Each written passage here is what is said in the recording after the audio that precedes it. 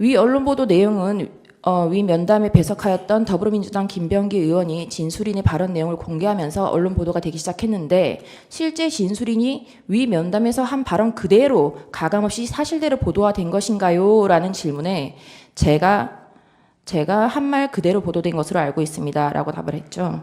예, 그렇겠죠. 지금 최근에 얘기하는 것처럼 자꾸 하나하나를 지적하신다고 하면 제3자에 전달되는 과정에서 다소 바뀐 부분이 있지만 제가 그 면담하는 과정에 그 양당 간사께서 계속 노트에 제가 얘기한 거를 그대로 받아 적으셨기 때문에 아마 그 받아 적인 내용을 가지고 발표하지 않으셨겠습니까? 아니 지금 조사를 받으실 때 이 기사를 제시하면서 대통령이 직접 지시 싹 다 잡아들여 정리하라라는 기사를 제시를 하고 이 기사 내용이 가감없이 사실대로 보도가 된 것이냐는 질문에 대해서 증인이 말한 대로 보도된 것으로 알고 있습니다라고 답을 하신 거잖아요. 그럼 증인이 이런 말을 했다는 말인 거잖아요. 그죠? 다시 한번 좀 설명을 해주시겠습니까? 지금 약간 방금 말씀하신 거는 그 김병기 의원이나 이성근 의원이 정보위원장 면담을 끝나고 나가서 기자들한테 브리핑을 한 것이 사실이라는 거라고 물어보셨는 것 같은데 지금 이 내용은 뭡니까? 지금 이 자료는 어떤 자료를 가지고 말씀하시는 겁니까? 이 자료는 네. 증인이 검찰에서 진술한 진술 조서고요. 지금 SBS라고 나와 있네요. 네, 그래서 네. 그 어쨌든 제목에 보면 네. 대통령 직접 지시 싹 다 잡아들여 정리하라라는 기사를 제시하면서 네. 검찰이 네. 이 기사가 가감없이 사실대로 보도된 것인가요? 라는 질문에 대해서 검찰에서 이 기사를 제시하면서 증인이- 저한테 물은 적은 없는 것 같습니다. 그럼 이 조서가 가짜라는 말씀이신 건가요? 허위로 작성된 건가요? 한번 그 조서 관련된 부분을 좀 다시 한번 지금 갑자기 이렇게 뭘 하나 띄워 놓으시고 갑자기 이렇게 물어보시면 저도 이해하는데 좀 시간이 걸리지 않겠습니까? 그러니까 좀 앞뒤를 설명해 주시면서 질문해 주셨으면 좋겠습니다. 제 질문이 어렵나요? 예, 저 아무래도 글자 그대로 읽었습니다. 아무래도 처음 글자 그대로 읽었습니다. 아무래도 처음 법정에 가감없이 와 있다 보니까 여러 가지 긴장된 부분도 있고 하나하나를 이해하는데 조금 좀 어려움이 있다는 부분을 좀 양지해 주셨으면 좋겠습니다. 증인이 지금 지금 변호인께서 물으시는 거는요. 이 보도 내용이 네. 대통령께서 직접 체포 지시를 했다고 보도가 됐는데 네. 그 보도된 경위가 증인께서 정보위원회에서 이렇게 직접 이런 식으로 발언을 했기 때문에 이대로 보도가 되는 게 맞냐 그런 취지로 아닙니다. 도리어 제가 보기엔 이런 식으로 인용한 거는 제가 보기엔 12월 6일 날 조선일보 기사가 그런 식으로 나왔기 때문에 대부분 그런 부분들 인용했던 것으로 보여지고요. 제가 실제로 제 워딩으로 얘기한 부분은 지난번 22일 날 나왔던 국조특위의 청문회에서 제가 얘기한 부분이 제가 직접적으로 얘기한 건 처음이고 대부분 다 간접 화법이기 때문에 그런 부분에 대해서는 조금 버그가 있다고 생각됩니다. 자, 이 조서의 질문에 보면 가감없이 사실대로 보도가 된 것인가요? 라는 질문에 제가 말한 대로 보도된 것으로 알고 있습니다. 라고 증인이 답을 했죠. 제가 지금 가감없이 사실대로 보도된 것인가라는 부분은 SBS와 관련된 기사보다는 당시 민주당의 김병기 그다음에 국민의힘의 이성건 양당 정보위 간사가 제 이야기를 듣고 발표한 언론 브리핑이 제 이야기를 듣고 한 부분이니까 신뢰성 있게 가감없이 전달된 것이다. 뭐 그렇게 생각이 됩니다. 네, 알겠습니다. 증인이 제시된 메모가 여인영이 불러준 명단이라고 하면서 검찰에 제출했죠. 그렇습니다. 위 메모는 증인이 작성한 게 아니고 아까 그 보좌관이 옮겨 작성했고, 적었다고 말씀드렸습니다. 네. 이거 작성 경위와 관련해서 아까 뭐 답변을 하셨지만 다시 한번 확인을 해보면 방금 올려놓은 거 잠깐만 다시 한번 올려주십시오. 아까 물어보셨던 거에 그럼 검거 요청과 위치 추적이 같은 거냐? 방금 보면 검거를 요청하는데 그 검거 요청의 하나가 위치 추적이었다라고 제가 메모를 해놓은 것이 적혀져 있는데 아마 그렇게 기억이 되는 것 같습니다. 네. 원장님 공간 마당에 주차된 차 옆에서 이 메모를 여사령관이 불러주는 명단을 적었는데 이 명단을 쭉 들으면서 이거 미친놈이다 라는 생각이 들어서 그 다음은 제대로 적지도 않았는데 아무튼 명단을 다 듣긴 들었다라고 진술했죠. 네. 이 메모를 들고 사무실에 들어와서 보좌관에게 주면서 한번 정리해봐라. 나도 잘 못 알아보겠다라고 해서 보좌관이 다시 그 내용을 작성했습니다라고 했죠. 그렇습니다. 그리고 처음 적은 메모는 너무 날려 적어서 보기 힘들어서 제가 구겨버린 것으로 기억합니다라고 진술했죠. 네. 지금 이 메모 작성한 보좌관이 누군가요? 제시 자료는 아직 채택이 안 된. 아니 아까 동의하신 것 같은데. 그거는 검찰이나 경찰에서도 물어봤는데요. 제가 뭐 국정원 직원이기 때문에 국정원에 대한 신분을 공개할 수 아니에요. 없다라고 답변했습니다. 네, 이 메모의 보좌관은 이런 메모를 들은 적도 없고 메모를 작성을 지시한 적이 없다라고 보좌관은 진술하고 있습니다. 잠깐만요. 여기 이쪽에서 항의를 하니까 아까 뭐 빼고 다 동의한다고 하셨는데 그 대상 속에 127의 2는 포함이 안 됩니까? 지금 보여주시는 게 127의 2. 홍장은 명단 메모. 메모가 아니라 그 보좌관 진술서입니다.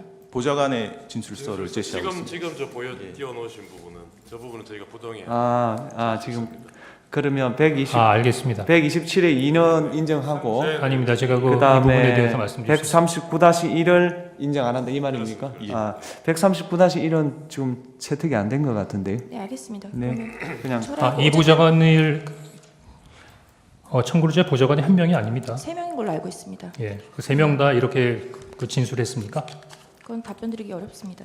왜 답변 드리기 어렵습니까? 보좌관이 증인은 작성한 게 제가 없다고 증인이 아니지 말씀하셨다고 하셨지 않습니까? 않습니까? 그러면 네. 제가 보기엔 그 중에 한 사람이 하긴 했네요. 그렇죠? 자, 증인은 명단을 듣다가 미친놈이구나 하고 메모를 하지 않았다라고 했는데 굳이 다시 보좌관에게 이 메모를 정리해서 작성하라고 하는 이유가 뭔가요?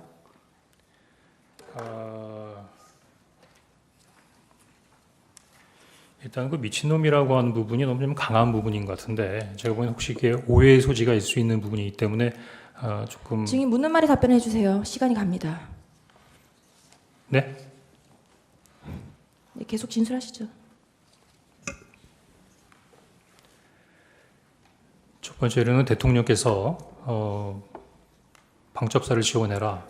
자금이면 자금, 인원이면 인원, 인원이면 인원 무조건 지원해라고 말씀하셨지 않습니까? 일단 기본적으로 이 부분을 저는 대통령의 지시로 받아들였습니다.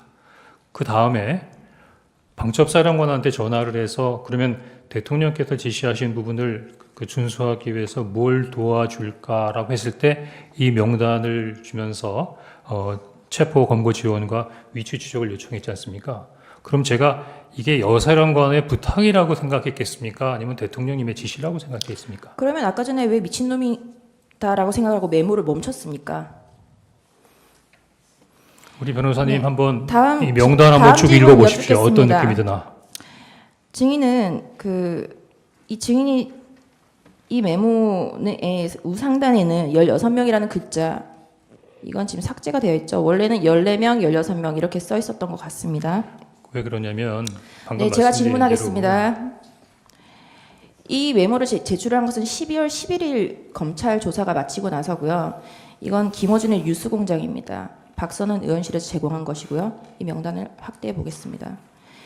12월 6일 날 증인 정보위에 가서 그 진술을 하셨고 박선원 의원이 이 김어준 뉴스공장은 12월 12일입니다.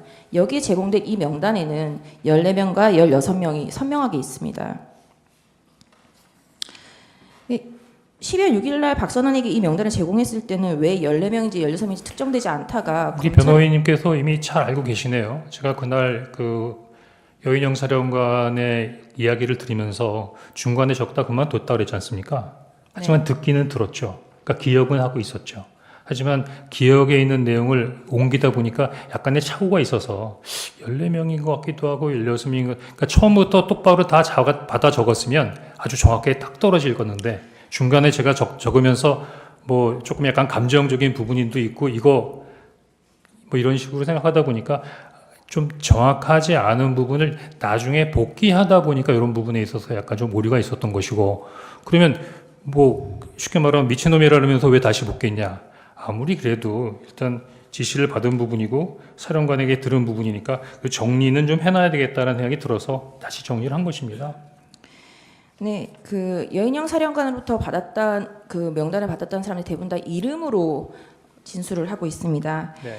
증인이 진술대로 여인영이 증인에게 명단을 불러줬다면 당시에 급박하고 정신이 없던 상황이었을 텐데 네. 그럼 사람 이름을 쭉 불러줬을 텐데 네. 전 헌법재판관, 대법관, 전 선관위원장, 노총위원장 그렇죠. 이라고 방금 제가 직제까지- 아까 말씀드렸는데 이거는 제가 처음에 이름을 받아 적은 게 아니라 옮겨 적은 거라고 했죠. 사실 저는 그러면 이 명단은 정확하지 않은 거네요. 아니죠. 그거는 뭐 제가 보기에는 변호인님께서 원하시는 대로 판단하시는데 저 그냥 사실만을 설명드리는 겁니다. 그러니까 일단 네. 1번 그리고 받아 일조- 적었다. 받아 적었는데 그 어두운 곳에서 서서 전화를 받으면서 빠르게 받아보다 보니까 심지어는 나도 잘 못 알아듣겠더라. 더구나 제 질문은 그 사람 이름을- 이름이 아니라 왜 직책으로 써 있었냐 이걸 여쭌 겁니다. 그래서 그거를 옮기면서 생략하시죠. 네. 그 옮기면서 제가 보기에는 그 증인 김명수가 시간이 누구 갑니다. 예, 메모 옮겨 하단에- 적는 과정에서 메모 하단에 1조 2조 축차 검거 방첩사 구금시설의 감금조사 검거를 요청 위치조과라고 써 있었는데 중요도에 따라 1조 2조 축차 검거 후 방첩사 구금시설의 감금조사를 했는데 그럼 1조 2조 축차 검거라고 했는데 1조와 2조가 누군지는 기억하십니까? 잘 모르겠습니다. 그때 네. 1조와 2조를 1조, 2조로 나눠서 축차 검거한다고 했는데 저한테 명단을 볼 때는 1조가 누구, 2조가 누구 이렇게 부르지는 않고 그냥 명단을 쭉 불렀습니다. 네, 증인은 방첩사 내에 구금시설이 없다는 것을 알고 있나요? 모릅니다. 그럼 이걸 불러준 방첩사령관 여인영은 방첩사에 구금시설이 없다는 걸 몰랐을까요? 네, 30상황을 여쭙겠습니다. 네. 증인은 검찰에서 그 계엄 당일 22시 53분경 대통령과의 통화에 대해서 조태영 국정원장에게 보고를 하면서 네. 제가 대통령님께로부터 전화를 받았습니다. 대통령님께서 원장님이 미국 출장을 가셨는지 아셨나 봅니다. 대통령님께 방첩사를 지원하라고 합니다. 방첩사가 이재명 한동훈을 잡으러 다닙니다. 라고 보고드렸다라고 진술했죠. 그렇습니다. 조태영 국정원장은 계엄 선포를 위한 국무회의에 참석을 해서 불과 20분 전까지 대통령과 함께 있다가 국정원에 복귀한 사람입니다. 대통령이 22시 53분경에 국정원장이 미국 출장을 간 줄 알고 증인에게 지시를 했다는 건 이상하지 않나요? 이상하죠. 저도 이상하게 생각합니다. 왜냐하면 제가 이렇게 말씀드리는데도 네. 그 국정원 그 다음 조태영 원장님께서 국무회에 갔다 왔다는 말씀을 안 하셨고 대통령이 이미 뵙고 왔다는 말씀도 저한테 안 하셨습니다. 제가 언제 네. 어떻게 알게 됐냐면 조태영 원장님께서 말씀을 해주셔서 한 게 아니라 그 다음날 다음날 아침에- 언론에 나와서 알았습니다. 다음날 아침에 알았죠. 네. 자, 그러면 지금부터 잠시만 주목해 주시기 바랍니다. 제가 구독자분들을 위해서 선물 하나를 준비했는데요. 제가 항상 여러분들께 드리는 말씀이 있습니다. 뉴스만 평소에 잘 챙겨보셔도 돈이 되고 돈을 벌 수 있다라고 말씀을 드렸는데요. 여러분들은 여기 보시는 삼성전자 뉴스를 보고 어떤 생각이 드세요? 아니면 정치인들의 뉴스, 날씨 뉴스를 보고는 어떤 생각이 드시나요? 그냥 뉴스만 보고 끝내는지 아니면 이 뉴스를 어떻게 이용할 수 있는지 이 부분을 고민하고 계시는지를 되물어보고 싶습니다. 그 이유가 뭐냐 하면 제가 지난번에 여러분들께 뭐라고 말씀을 드렸었죠? 지금은 반도체 섹터를 눈여겨보셔야 한다고 말씀드렸습니다. 그리고 나서 이런 썸네일들 뉴스를 통해서 많이 보셨을 겁니다. 반도체 내용이 이슈가 됐을 때 부자들은 어떻게 생각한다? 반도체 관련주들은 뭐가 있는지, 어떤 종목이 가장 좋은지, 어디에 투자해야 돈이 몰리는지 자연스럽게 생각한다고 제가 말씀을 드렸죠. 그 이유가 뭐냐 하면 부자들이 봤을 때는 이슈가 곧 돈으로 이어지고 그 이슈가 나에게 돈을 벌어준다는 경험적 확신이 있기 때문에 부자들은 항상 이런 사회적 이슈를 관심 있게 챙겨본다고 제가 말씀을 드렸습니다. 이번에도 마찬가지인데요. 제가 지난번에 시청자분들과 함께하는 주식으로 수익 내기 이벤트를 진행했었죠. 당연히 100% 무료로 진행을 했었고요. 여기 보시면 아시겠지만 제가 지난번에도 구독이라고 보내주신 모든 시청자분들께 반도체 관련주 중에 가장 크게 급등할 딱 한 종목, 많은 종목도 아니라 한미반도체 한 종목을 여러분들께 추천드렸어요. 그러면서 여기 나와 있는 대로 정확히 얼마에 매수해야 하는지, 그리고 수익률이 어느 정도 나왔을 때 팔아야 하는지를 이런 부분들까지 여러분들에게 정확히 알려드렸었는데 지금 실제로 어떻게 되었다? 오른쪽을 보시면 아시겠지만 제가 지난번 문자 발송으로 이 한미 반도체를 소개해드리고 나서 실제로 이렇게 5배 이상 어마무시한 상승이 나왔습니다. 100만 원만 투자를 했어도 무려 500만 원이 넘는 수익금이 생긴 거죠. 그래서 당시에도 굉장히 많은 분들이 제가 드린 이 한미 반도체로 수익을 내실 수가 있으셨을 텐데요. 다시 한번 축하드린다고 말씀을 드리겠고 이번에도 마찬가지입니다. 앞으로도 2024년, 2025년 계속해서 기대해볼 섹터는 AI입니다. 그 중에서도 AI 반도체는 그 누구도 부정할 수 없는 미래 성장 산업입니다. 그러면 우리가 어떻게 생각해 볼 수 있을까요? AI 반도체 종목 중에 앞으로 크게 대장 역할을 하면서 10배 이상 급등할 수 있는 템베고 종목을 지금부터 열심히 추적해야 한다는 겁니다.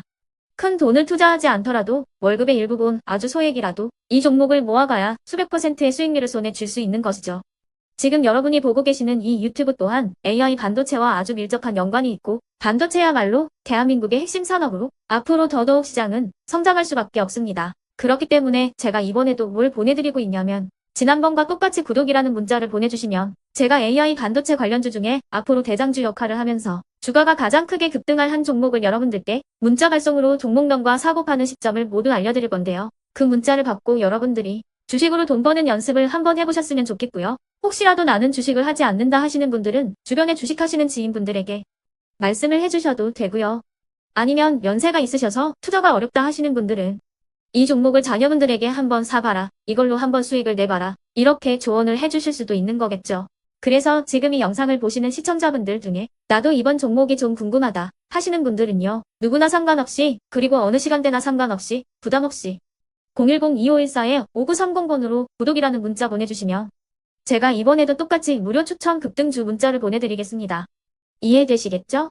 제 번호 010-2514-5930번으로 구독이라는 문자 보내주시면 여러분들이 직접 이슈를 통해서 돈 버는 연습을 해보실 수가 있는 거고 제가 돈을 받는 것도 아니고 투자를 대신해 드리는 것도 아니기 때문에 부담 없이 신청해 주시면 되는 겁니다. 그리고 수익이 나면 저는 다른 것은 하나도 바라지 않습니다. 제 채널에 구독, 좋아요 한 번씩만 눌러주시라 이렇게 다시 한번 말씀을 드리겠습니다.